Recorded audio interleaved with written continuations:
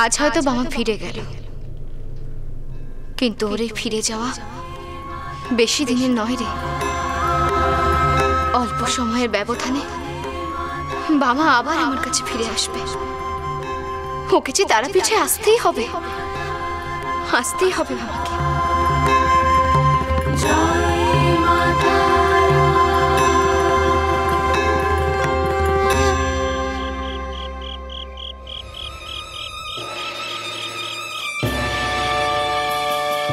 আমি ব্রজবাসী কৈলাসপতি আজ ভবিষ্যৎবাণী করে গেলাম, তোমার এই ছেলে গৃহত্যাগী সন্ন্যাসী হয়ে যাবে।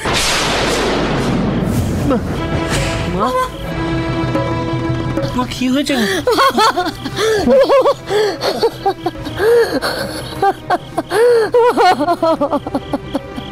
মা মা তোমার কি হয়েছে? মা কি হয়েছে তোমার, বলো।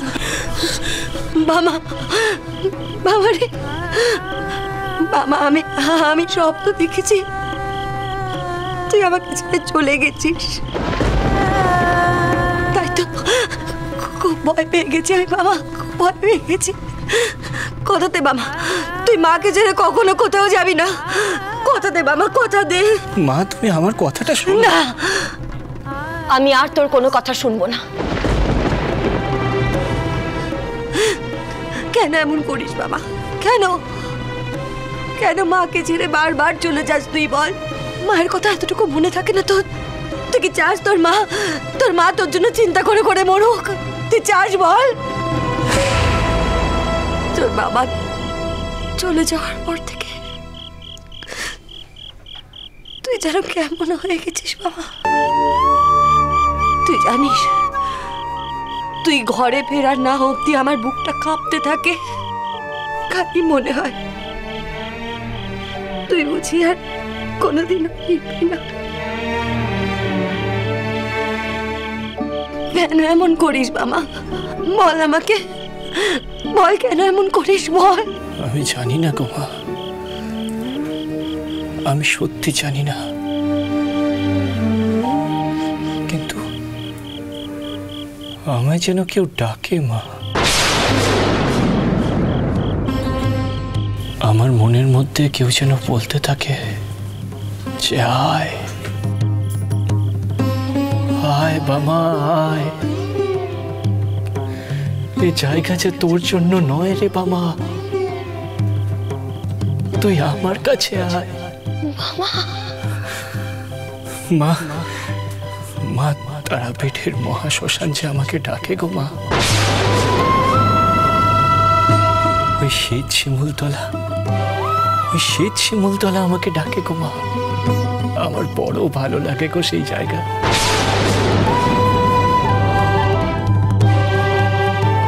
আমি মনের ডাক কিছুতেই এড়াতে পারি না গো মা, তাই তো আমি বারে বারে ছুটে যাই সেই জায়গায়। সেটাই তো আমার ভয় রে বাবা। আমি জানি তুই বুঝবি না কেন আমি রাতের পর রাত জেগে থাকি, কেন তোকে নিজের আঁচলে বেঁধে রাখি। তা সকাল হলে উঠে দেখি তুই ঘরে নেই। আমি জানি তুই সব বুঝবি না, কিচ্ছু বুঝবি না তুই। আমি জানি তুই কিচ্ছু বুঝবি না, তুই মায়ের কষ্ট বুঝবি না। মা শান্ত হও তুমি, মা শান্ত হও। শোনো গো মা, শোনো, আমার বড় মা সবার জন্য সব কিছু ঠিক করে রেখেছেন গো। যা হবার তা তো হবেই গো মা,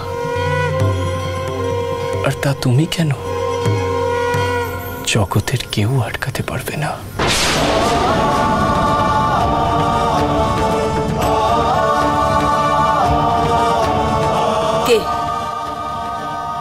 কে বলেছে তোকে এসব কথা?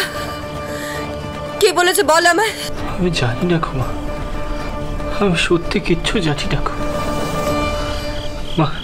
তুমি এবার শুয়ে পড়ো তো দেখি, শুয়ে পড়ো তুমি। তুই শুয়ে পড়।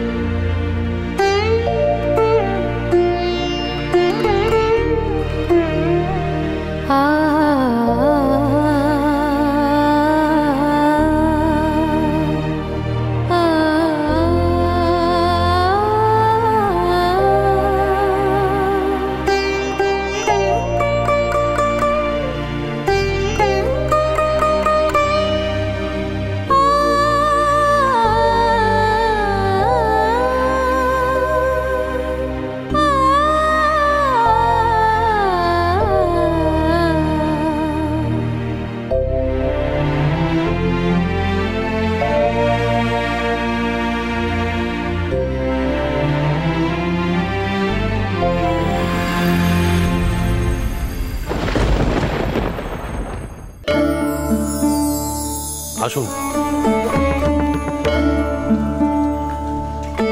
অন্নদা, অন্নদা দেখো শ্যাকরামশাই এসে গেছেন। দেখো কি নিয়ে এসছে। প্রণাম রানী। এই যে দেখুন।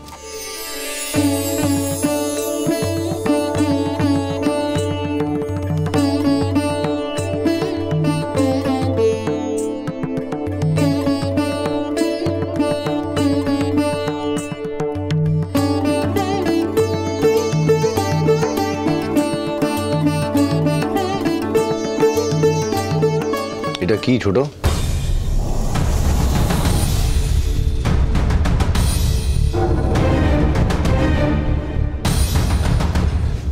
দাদা এটা শ্রীযন্ত্র। শ্রীযন্ত্র? বট ঠাকুর, উনি শ্রীযন্ত্র তৈরি করতে দিয়েছিলেন। সোনার তৈরি? কত খরচ? দাদা মোট 20,000 টাকা। এত সোনা? এই সোনা গলিয়ে বেচে দিতে পারলে তো আমার 14 পুরুষ পায়ের উপর পা তুলে খাবে।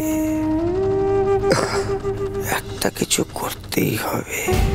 রানীমা, আমি বলছিলাম এই শ্রীযন্ত্র তো উত্তম রূপে প্রতিষ্ঠা করতে হবে। কাকে দিয়ে করাবেন কিছু ভেবেছেন? আমিও তো সেটা বুঝতে পারছি না। একমাত্র মা তারাই পারেন আমাদের এই সমস্যা থেকে উদ্ধার করতে। ছোট রানীমা। প্রণাম বড় কুমার। প্রণাম ছোট। ছোট রানীমা, অনুগ্রহ করে এক্ষুনি একবার মন্দিরে চলুন। এখন মন্দিরে কেন? চলুন না, দেখবেন কে এসেছে। কে এসছে? আপনি মন্দিরে চলুন, সচক্ষেই দেখবেন। চলুন। আচ্ছা চলো অন্নদা, দেখি না কে এসছে।